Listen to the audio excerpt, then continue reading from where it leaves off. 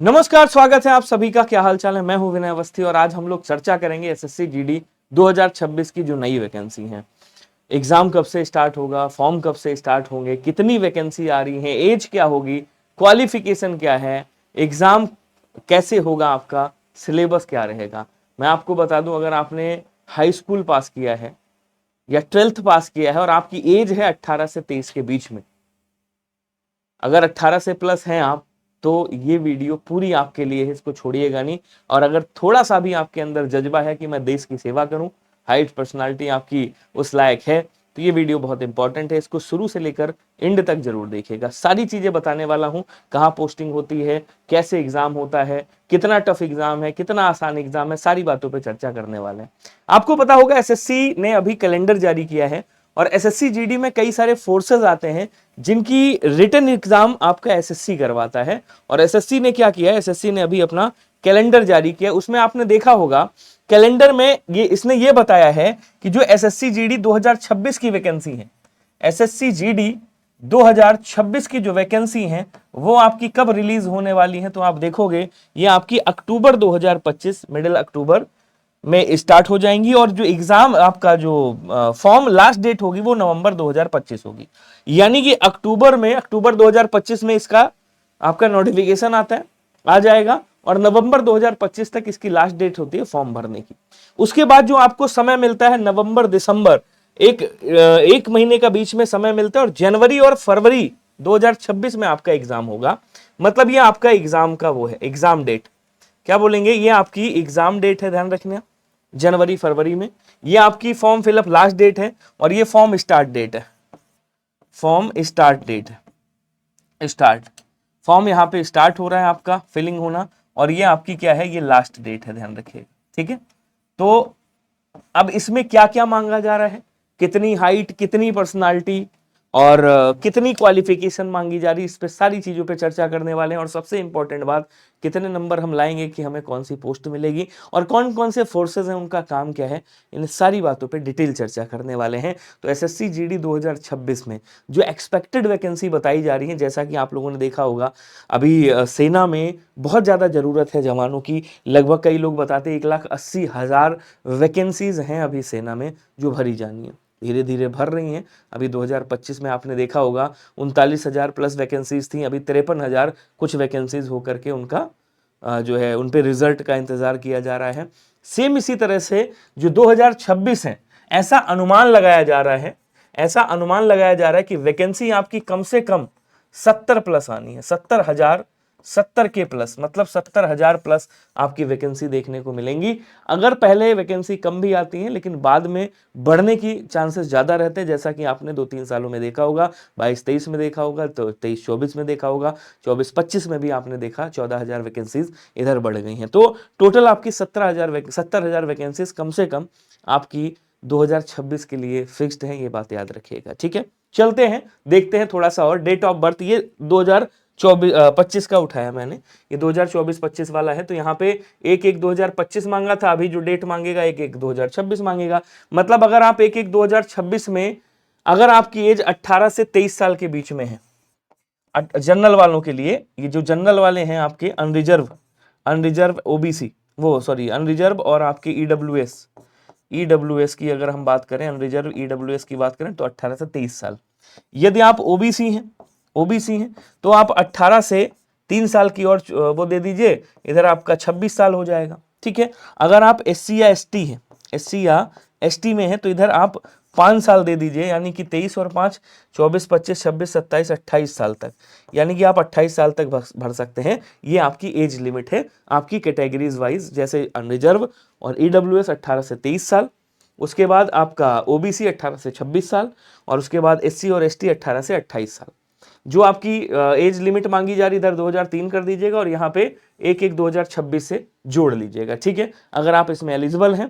Qualification अगर मैं बात करूं, जो आपकी योग्यता क्या है, हिंदी में लिख देता हूं योग्यता। अगर मैं योग्यता की बात करूं तो आपका 10 जो 10th है, 10th आपका पास होना चाहिए।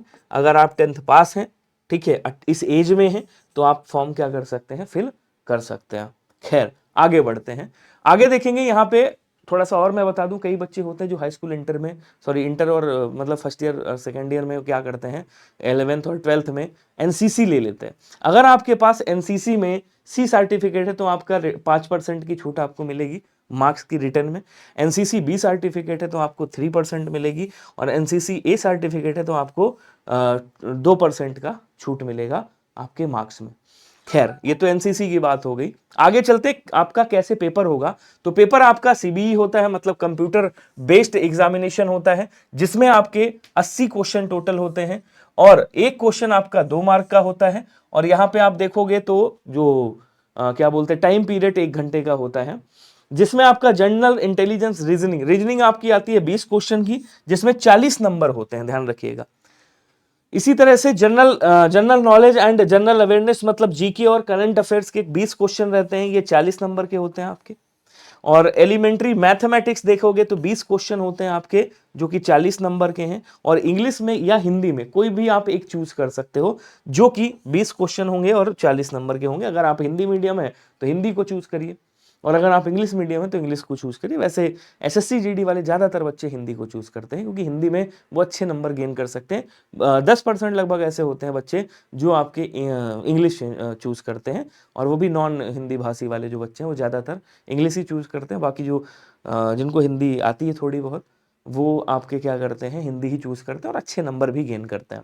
खैर, ये तो हो गई एग्जाम पैटर्न, कैसे आपका एग्जाम बनेगा। सिलेबस क्या है, जनरल इंटेलिजेंस रीजनिंग का ये सिलेबस है आपका। लिखा हुआ है पीछे देखिएगा इसको, ये पीडीएफ में मैं आपको टेलीग्राम पे शेयर कर दूंगा।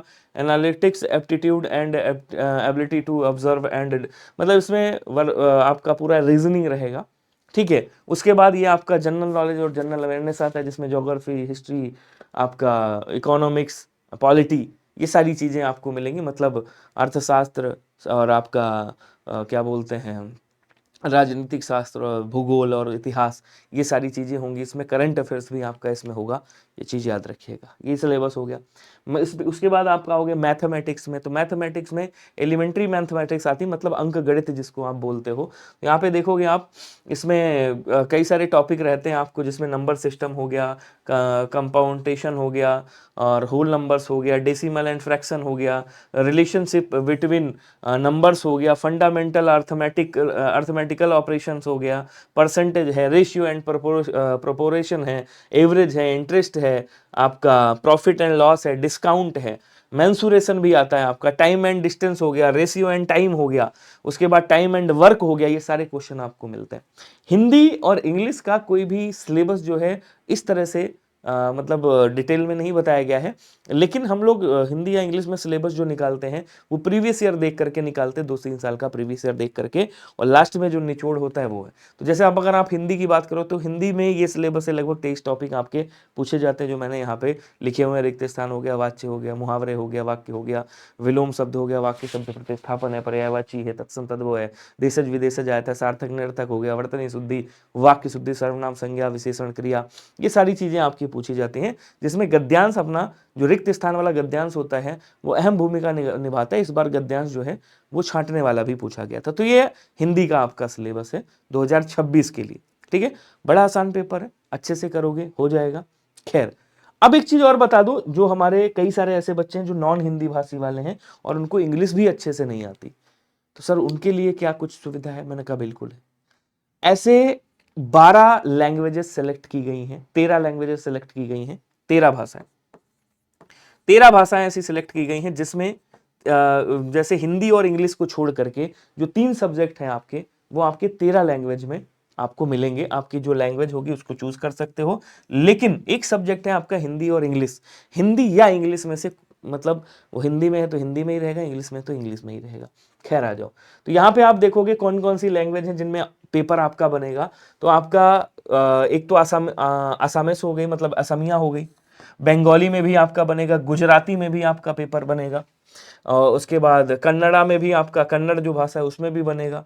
उसके बाद आपकी कोंकणी भाषा में, मलयालम भाषा में मिलेगा आपको, मणिपुरी भाषा में मिलेगा, मराठी भाषा में भी आपको पेपर मिलेगा, उड़िया भाषा में भी मिलेगा, पंजाबी में मिलेगा, तमिल में मिलेगा, तेलुगु और उर्दू में भी आपको पेपर मिलेगा। ये वो लैंग्वेज हैं जो प्रॉपर तरीके से पुरानी लैंग्वेज है संविधान में वर्णित, उन सब में आपका ये 13 लैंग्वेज में पेपर मिलेगा।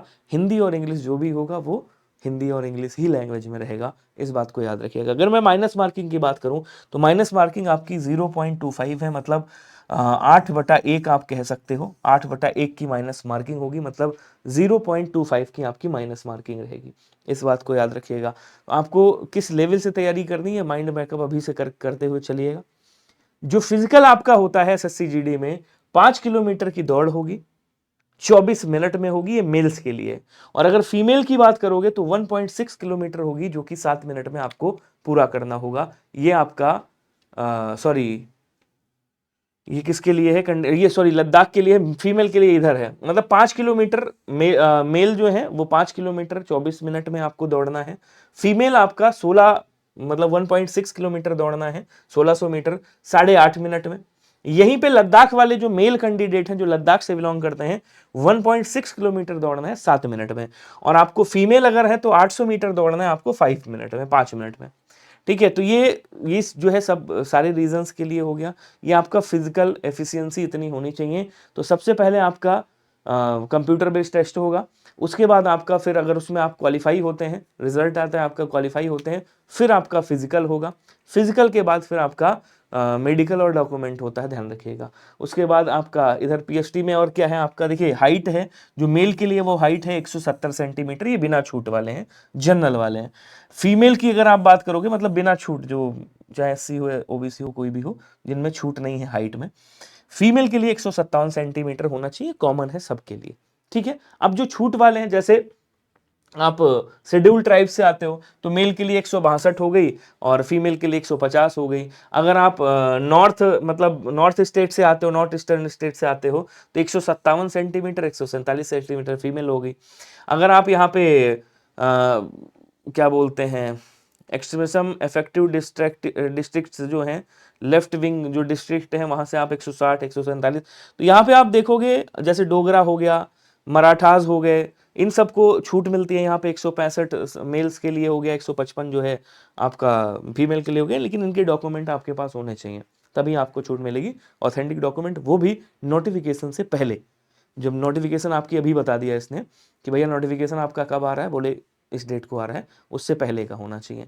उसके बाद ये छूट आपको मिल रही है जो जो भी स्टेट है। ठीक है, यहाँ पे आप देखोगे तो जो मेल कैंडिडेट है उनके लिए जो छाती है वो 80 सेंटीमीटर होना चाहिए, और उसके बाद उसका फुलाव आपका 5 सेंटीमीटर होना चाहिए। फुलाने के बाद 5 सेंटीमीटर आपका फूलना अनिवार्य है, वरना दिक्कत होगी। बाकी जो छूट वाले हैं उनको यहाँ पे छूट भी दे दी गई है। अब कौन कौन सी पोस्ट है जिसमें आप फॉर्म भरोगे, तो आपका एसएसएफ है जो सबसे टॉप पे आती है आपका, फिर उसके बाद एनसीबी है जो दूसरे नंबर पे कहा जाता है, नार्को वाला। उसके बाद सीआईएसएफ हो गया तीसरे नंबर पे आपका। उसके बाद आपका इधर हो गया बीएसएफ है, एसएसबी है, ये सीआईएसएफ हो गया, बीएसएफ है, एसएसबी है। एसएसबी के बाद इधर आपका असम राइफल्स है, ठीक है ना, आईटीबीपी है। तो इनमें क्या है आपका, ये इतने पोस्ट है जिसमें आपको जाना है। अब इनके अलग अलग काम है सबके। भाई एसएसएफ में सिक्योरिटी आपका जो सिक्रेटरिएट सिक्योरिटी फोर्स होता है, जिसको आप जो सरकारी कार्यालयों वगैरह में, मंत्रालय वगैरह में, राष्ट्रपति भवन या प्रधानमंत्री वगैरह में जो सिक्योरिटी होती है, वो वहाँ पे इनकी ड्यूटी लगती है। बाकी इसका मैं एक डिटेल वीडियो और बना दूंगा आपके लिए, कहाँ पे क्या काम होता है, सीआईएसएफ का क्या काम होता है, एनसीबी का क्या काम होता है, बीएसएफ का क्या काम है, सीआरपीएफ का क्या काम है, एसएसबी का क्या काम है, आईटीबीपी का क्या काम है, असम राइफल्स का क्या काम है, ये सारी चीज़ों पे मैं वीडियो बना दूंगा। तो ये नोटिफिकेशन आपका आ रहा है, जैसा कि मैंने आपको बताया, ये आपका नोटिफिकेशन अक्टूबर में आ जाएगा और नवंबर में आपका लास्ट डेट होगा। जनवरी और फरवरी में आपका एग्जाम हो जाएगा। अगर आपने हाई स्कूल इंटर पास कर रखा है, हाई स्कूल पास कर रखा है और आप 18 से 23 साल के बीच में आते हैं, आपने छूट के हिसाब से अगर उस क्राइटेरिया में आप आ रहे हैं और फिजिकल आपका इतना है, तो ये फॉर्म जरूर भरिएगा और बढ़िया से एंजॉय करिएगा। आपके लिए एक प्यारा सा गोल बनाया गया है, कोर्स बनाया गया है, जो है सुपर सिलेक्शन के नाम से। अब कई सारे ऐसे बच्चे होंगे जो जीडी के साथ और भी एग्जामिनेशन की तैयारी कर रहे होंगे, उनके लिए ये प्यारा सा बैच है। 57+ कोर्सेज आपके मिल रहे हैं, 34,000 मॉक टेस्ट इसमें मिल रहे हैं, 900 स्टडी नोट्स और 19,500 प्रैक्टिस क्वेश्चन मिल रहे हैं। इसमें आप शामिल होकर के अपनी पढ़ाई को धार दे सकते हैं। इसमें आपको रेलवे के सारे लाइव बैचेस मिलेंगे, रिकॉर्डेड मिलेंगे, एसएससी के सारे बैचेस मिलेंगे लाइव एंड रिकॉर्डेड। उसके बाद आप आओगे तो यहाँ देखोगे बिहार के सारे मिलेंगे, आप जिस स्टेट से हैं, मतलब बिहार से हैं बिहार के सारे मिलेंगे, यूपी से हैं यूपी के सारे एग्जामिनेशन मिलेंगे, इसके साथ में जीडी तो मिलेगा ही मिलेगा, डिफेंस के सारे एग्जामिनेशन मिलेंगे। तो इसको सब लोग सब्सक्राइब कर लीजिएगा। और मैं आपको बता दूं, अगर आपको बैच लेना है तो सुपर कोचिंग पे जाकर के यहाँ आप चले जाइएगा और देखिएगा, किसी भी उसमें चले जाइएगा, मान लीजिए हम स्टेट गवर्नमेंट में चले गए तो यहाँ लिखा होगा आपका सुपर सिलेक्शन पैक एसएसपी, आप सर्च भी कर सकते हो वहां से, जैसे ये है सुपर सिलेक्शन पैक। अब ये हमारा ऐसा पैक है जिसमें सारे एग्जामिनेशन लगभग कंप्लीट हैं जितने आपको मैंने बताए हैं। तो यहाँ पर जाइएगा, अप्लाई कूपन करेंगे, यहाँ पे कूपन कोड जरूर डालिएगा VINAY, विनर डालेंगे आपको मिल जाएगा डिस्काउंट।